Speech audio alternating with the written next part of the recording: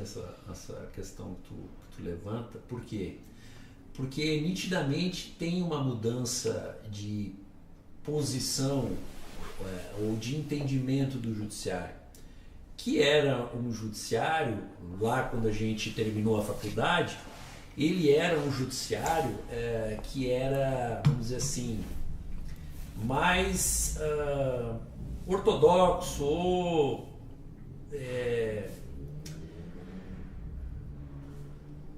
mais conservador.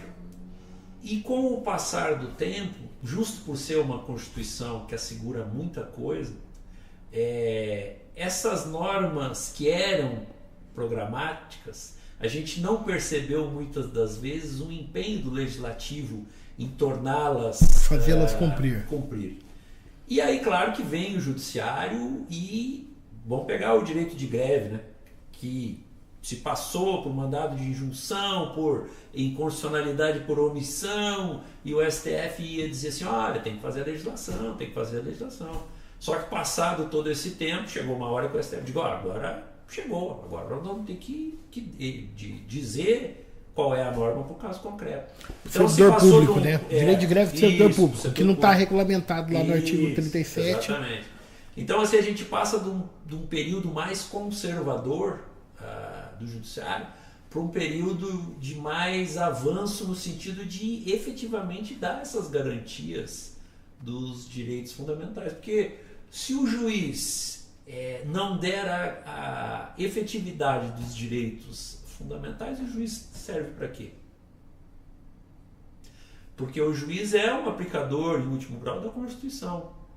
E os direitos e garantias fundamentais é o básico que nós temos que observar.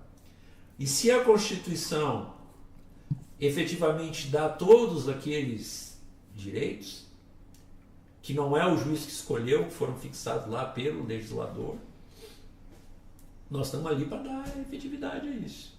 Então eu estranho muito, porque eu acho que tem um certo movimento querendo que o judiciário volte a ser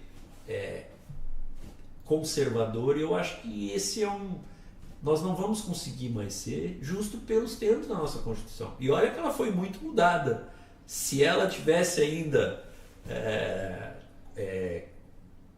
vamos dizer, com a redação original dela, certamente as mudanças seriam muito maiores, né? E o instrumento dessa transformação, se não passasse pelo judiciário, passaria por quem? Exatamente. Revolução, continuar o status quo. Aí que ponto que se chegaria? Então eu acho que quem critica isso não faz a meia culpa, né? Mas também hoje em dia a gente vive numa sociedade que a crítica vazia é muito fácil de ser feita, né? Muito fácil. Eu não sei, mas você percebe como as pessoas perderam a vergonha de falar em besteira? Sim. A internet traz um problema grave nesse sentido, né? Né? Muita gente que fala sem conhecimento do que está falando, né? Esses dias eu estava numa mesa com umas pessoas e aí começaram críticas, né, a decisões do STF. E aí eu escutei aquilo e geralmente ou eu saio do local, ou eu... né? E aí pensei exatamente isso que você está me dizendo assim. Eu digo, mas será que essa pessoa que está falando isso leu o processo? Será que ela sabe o que está acontecendo ali? Será que ela percebeu os elementos que tinham, né? Então, assim, hoje em dia está muito fácil falar de algo que a gente às vezes não tem conhecimento, né? E por isso que quem está assistindo se inscreve no canal, compartilha, vai ver agora ou ver depois, mas deixa o seu like. E por isso que é esse propósito aqui.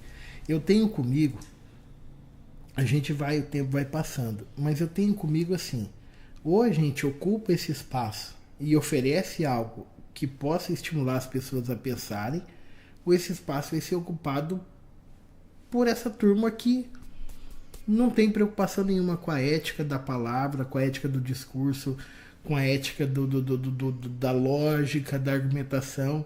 Fica a crítica pela crítica e aí? Como é que fica? Vai educando gerações. E eu tenho um compromisso com meus filhos, com as próximas gerações, e a gente tem que ter eu dizia alguns anos atrás, eu comecei a me posicionar na internet na época da reforma trabalhista, em 17. Eu falava assim, essa batalha não é do meu filho. Essa batalha é minha, que tenho, na época tinha 17, tinha 30 e alguma coisa, 38.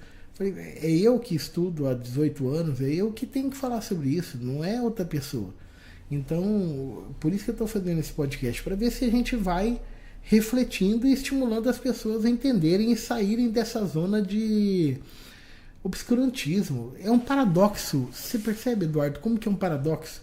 Que a gente, nós formamos em 99. Você falou um ponto. Eu lembro disso. Você ia pesquisar jurisprudência. Quando eu formei, eu pegava um caso diferente, eu ia lá comprar livro. Para poder comprar uns livros ali daquela matéria para poder saber. Hoje em dia tudo está à mão. O acesso ao conhecimento que parecia que ia fazer a humanidade está produzindo o contrário. As pessoas parecem que estão, ao invés de aprendendo mais, elas estão desaprendendo a aprender. Eu não sei se sou eu que estou exagerando. Não, eu acho que é assim mesmo. Eu acho que muita informação traz um problema que é de qual informação a gente vai aonde a gente vai buscar a informação e quais são as informações que servem para a gente, né? Porque hoje tem muita informação disponível, só que tem muita coisa que na nossa época não tinha, né? Assim, por exemplo, hoje, se pegar uma notícia, muitas vezes a pessoa não vai se certificar se aquela notícia é verdadeira ou não. E na nossa época, quando tinha algo assim, a gente não se preocupava com isso, porque Verdade. Quem dava a informação, a gente sabia que era uma fonte idônea, né? Mesmo que não concordasse com o que foi feito. Então hoje assim tá muito complicado de tu saber o que é verdade, o que não é, aonde que tu vai buscar a tua informação, apesar de ter esse emaranhado de coisas, para a gente ter a informação de qualidade, por vezes a gente às vezes tem que pagar e não quer, né? Por exemplo, eu posso buscar essa informação, mas cobra X. Às vezes seria interessante tu pagar para ter sempre uma informação de qualidade, né? E também tem essa questão, fake news, tem tudo isso, né? Que são coisas novas que a gente tem que começar a trabalhar, inteligência artificial.